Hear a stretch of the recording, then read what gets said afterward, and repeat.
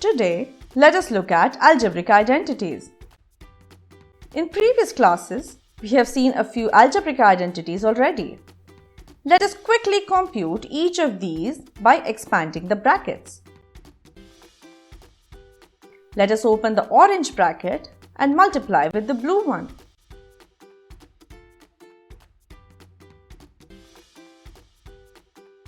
We find that x plus y whole square is equal to x square plus 2xy plus y square.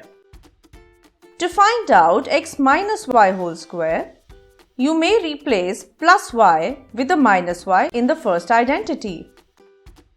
Or you may expand the brackets and open one of them.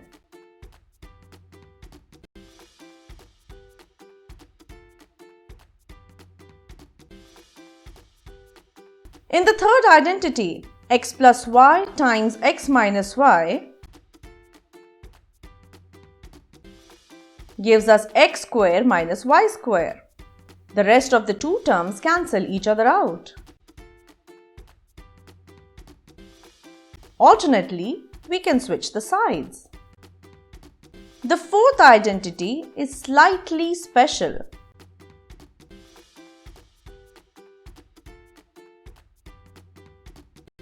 We call this splitting of the middle term.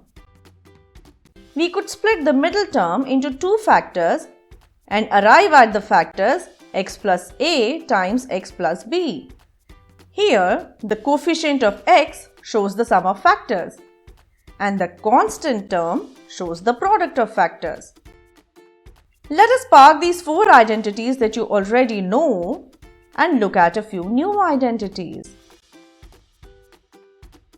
We have seen two terms in a bracket, x plus y whole square. What if there were three terms, x plus y plus z whole square? We could assume x plus y as t and apply the identity x plus y whole square on t plus z whole square. Let us replace t with the bracket containing x plus y. We would need to apply x plus y whole square once again and find out the expansion for x plus y plus z whole square. Let us see how to solve x plus y whole cube. The concept is simple. We expand one of the brackets and then open one of the brackets.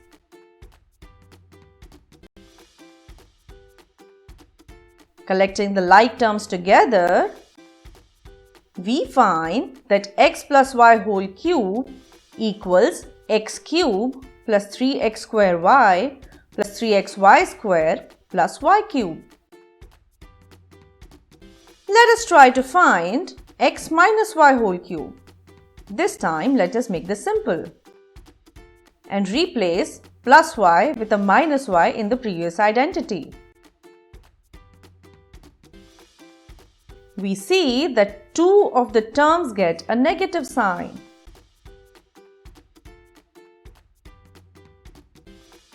Now let us look at these two factors. They look quite complicated. How about we open one of the brackets and try to simplify?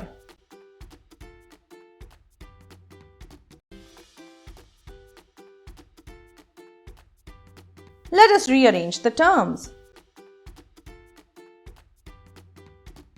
It is interesting to note that most of the terms disappear. So we are left with x cube plus y cube plus z cube minus 3xyz. Let us park all these identities together and see how to apply them. Let us look at a few problems. Calculate 103 times 97. Now there are two ways to solve this. One is to do a long multiplication and the other way is to apply an algebraic identity. How would we go about doing it? We could split 103 as 100 plus 3. Similarly, instead of 97, we could write 100 minus 3. Now let us look at our table of algebraic identities and see if this is similar to one of them.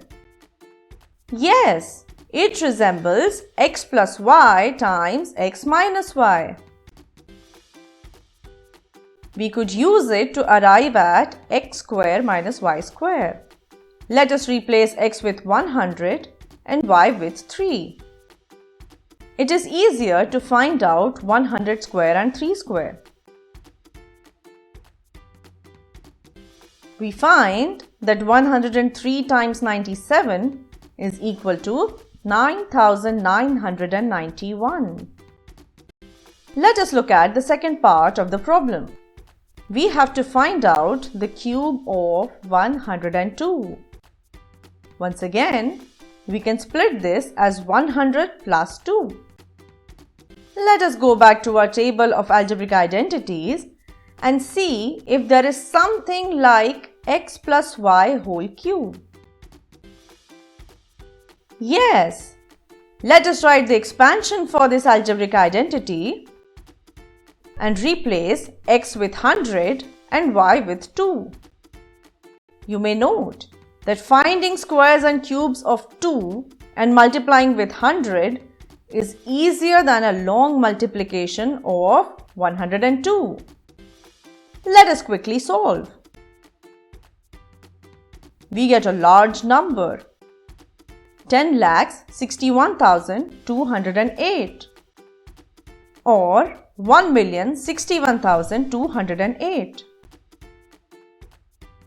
Let us look at the third part of this problem. It is a sum of cubes. Let us look at our algebraic identities and see if there is a sum of 3 cubes.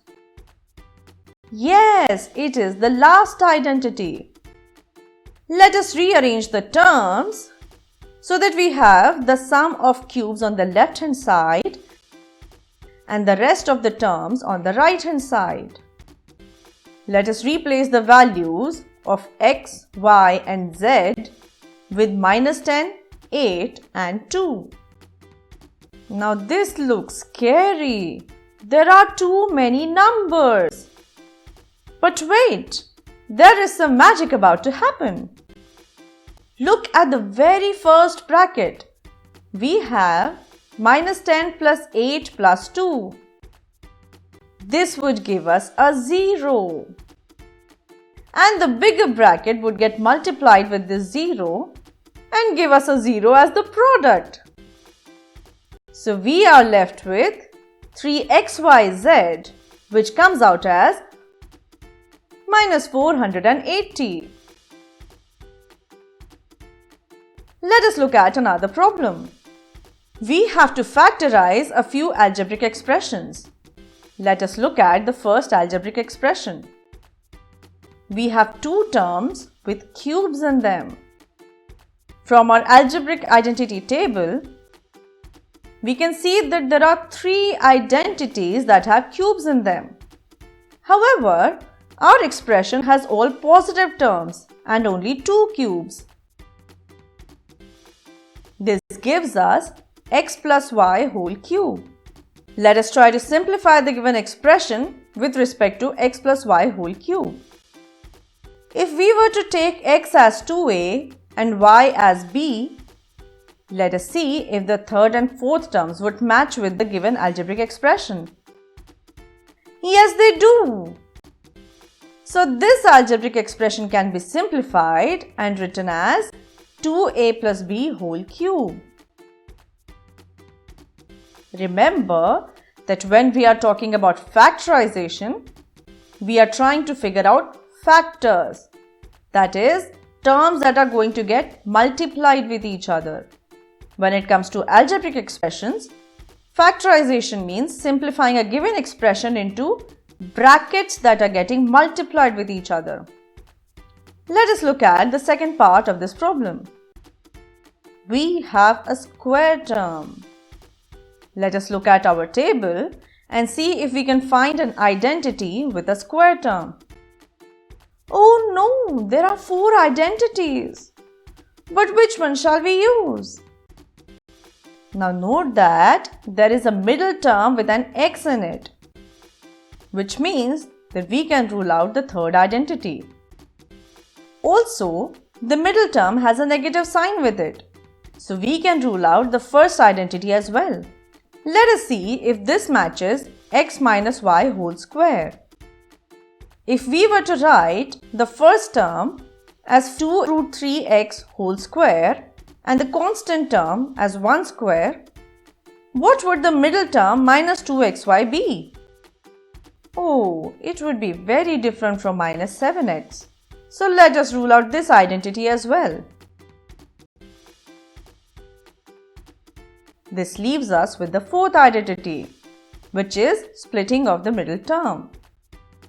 Now the first and third term, that is the product of the coefficient of x square and the constant term, gives us the product of factors. And the middle term, that is the coefficient of x, which is minus 7, gives us the sum of factors. Let us write down the factors of 12 and see that it has 6 factors. Now we have to find a pair of these factors that would add up to 7 and multiply to 12. Yes, 3 and 4. But note that there is a negative sign associated with 7.